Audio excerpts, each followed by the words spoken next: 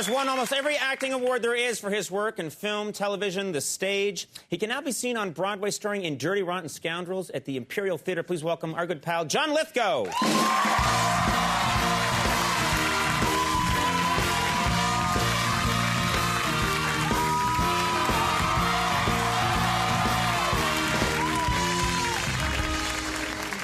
Such a large man. That's just refreshing. Most celebrities are tiny, tiny people. Your size, Conan. Yes, yes. Two big men. Most nights you watch this show, I'm cradling, like, first guest. Hello there, little guest. But you, a large, strapping fellow. Good to have you on the program. Nice to be back. You're here in New York City. You're working on this play. You're having a good time. Are you running into any people in New York? Are you seeing any of your old friends? Well, I don't know about old friends. Right. Lots of old friends, but I was in Bergdorf Goodman's returning some clothes recently, and who should I see but Governor Arnold Schwarzenegger, with an aide and a security man. And you saw Schwarzenegger at it's just not a macho place to see. I know. It was a strange disjuncture, but there he was. And we recognized each other. I know him very slightly. And we sat there chatting, making small talk in the middle, with all the salespeople gathering around watching. Right.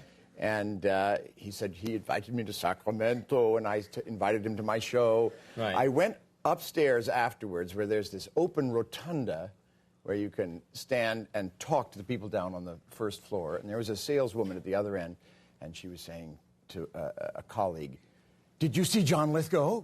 And I thought, yes! That's... you got, exactly. That's good. I'm thinking of running for governor. Yeah, you got the top billing. You know, it's so funny, because I ran into Schwarzenegger once out in the real world, and it's so strange to see him in a common setting, because he's such an unusual...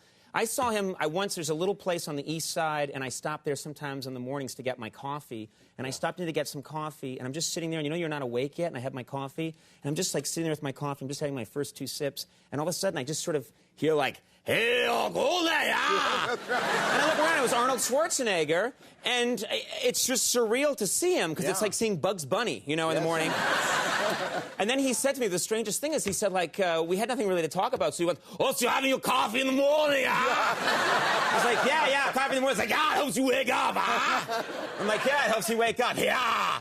Coffee helps you wake up, yeah. And I was like, yeah. And then there was a long pause. He was like, yeah.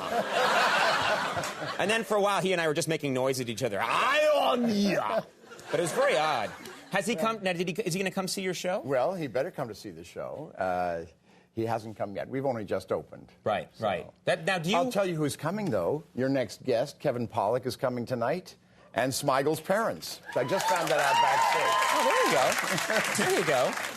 Now, that's it. Now, you know, the other thing, do you get nervous when there are celebrities sitting in the audience? Does that ever bother you? Does it throw you off your game? No, not really. Maybe it raises my game a bit. Right, I don't know. right. And you can't see them too well anyway out there.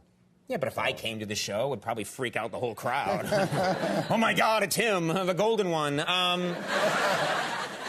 Now, you're doing... I want to talk to you about this. You're doing a radio project that sounds interesting to me. It's for a radio version of Star Wars. No, I did that. You did it already. Some time ago, Some time ago, you did a radio version of Star Wars. In the early go-round of Star Wars, Empire Strikes Back... Oh, the first go-round, I was the voice of Yoda. I was working with John Madden at the time, who was directing it. And he was cast, he couldn't find a Yoda. And you were the voice of Yoda? I was the voice of Yoda. Does he have a good Yoda? Can we hear it? Oh, impatient is he. I said that to him, and I don't know, when my kids were small and watched Sesame Street, I mastered all of Frank Oz's characters. Sure, yeah. Like Grover, I would say, "Now I am getting closer. Now I am getting faster." And that got me the gig as Yoda. Wow, good for you. Frank, it was beneath Frank's dignity, apparently. Right, yeah. Nothing is beneath my dignity. No. As you know. I've gone far on that same credo, yeah. So that's interesting to me that you were doing, because Star Wars is such a visual story that it must... I'm imagining on the radio, like, I'm in a... Oh, look, there's a ship, and it's a really big, big ship. Well, I don't know. It worked, though, huh? It's fantastic stuff on the radio. I mean, Right. We've all forgotten how great radio was 70 years ago before television. Because you had to fill in the blanks yourself. Yeah. You had to paint mind pictures. You should do a blackout version of Conan O'Brien. Oh, I'll be on the radio someday. Don't you worry. I'm the only one who's trying to work my way later into the night and then onto radio. Yes. And then I'll be going door to door to talk to you all. Let's talk about Third Rock. People love the show Third Rock from the Sun, and now it's in... it's one of those shows that you know is just going to be in repeats, and I mean this in a nice way. It's going to be in repeats forever. It'll always be out there.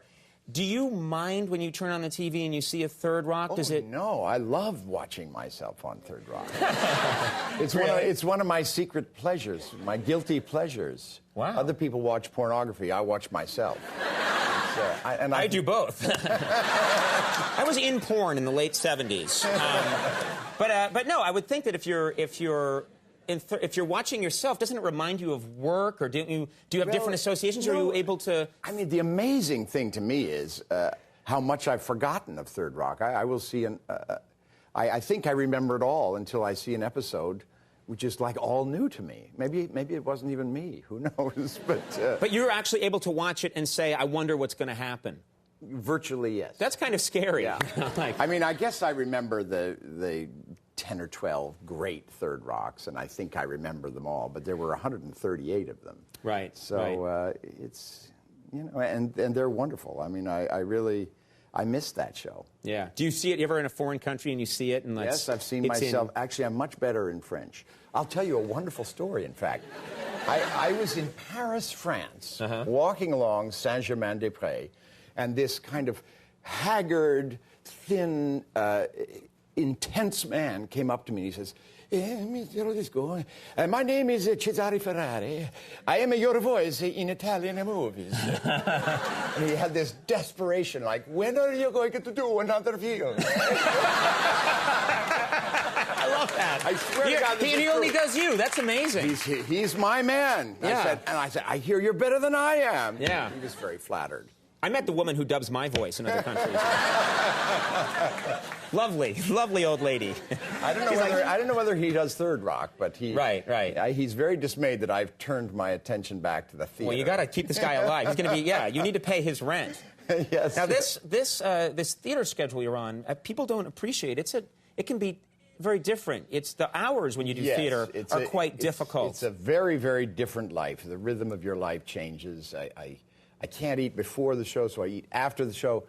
Actually, nowadays, I'm just turning in at 12:30. I've become an addict of the first half hour of your show. Why the first half hour? Aren't you just riveted by my performance? Well, tonight I'll watch the whole thing, because I'm on. You'll watch up until you leave. You'll be like, screw Pollock. That's You'll right. turn it off. The hell with that guy. Well, Dirty Rotten Scoundrels, I want to go see this show. It's the most wonderful show. Well, you'll know I'm there. You'll hear the crowd. They'll be very excited to see me. Is now playing on Broadway at the Imperial Theater, and you're a good man to stop by. It's always great a pleasure to see you, having you Conan. here. Always. John Lithgow, Kevin Pollak coming up.